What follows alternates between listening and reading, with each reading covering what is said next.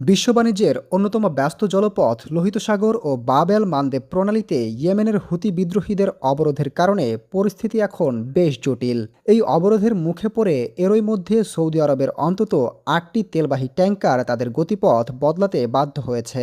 গত ২০ জুলাই থেকে শুরু হওয়া এই অবরোধ নিয়ে হুতি মুখপাত্র ইয়াহিয়া সারি জানিয়েছেন, সৌদি আরবের বিরুদ্ধে তাদের এই অভিযান অব্যাহত থাকবে এবং তারা সৌদি জাহাজগুলোকে লক্ষ্যবস্তু করবে। এরই মাঝে বাণিজ্যিক জাহাজ থেকে অর্থ আদায়ের যে খবর ছড়িয়ে পড়েছিল তা পুরোপুরি ভিত্তিহীন বলে উড়িয়ে দিয়ে হুতিরা জানিয়েছে, তাদের মূল লক্ষ্য কেবল সৌদি অবরোধ সফল করা। ইউরোপ, এশিয়া ও মধ্যপ্রাচ্যের জ্বালানি সরবরাহের এই প্রধান রুটে এমন পরিস্থিতি তৈরি হওয়ায় আন্তর্জাতিক বাণিজ্য এবং বিশ্ব অর্থনীতিতে বড় ধরনের প্রভাব পড়ার আশঙ্কা দেখা দিয়েছে। লোহিত সাগরের এই ভূরাজনৈতিক ইস্যুটি তাই এখন বিশ্ব বাণিজ্যের জন্য বড় ধরনের চিন্তার বিষয় হয়ে দাঁড়িয়েছে।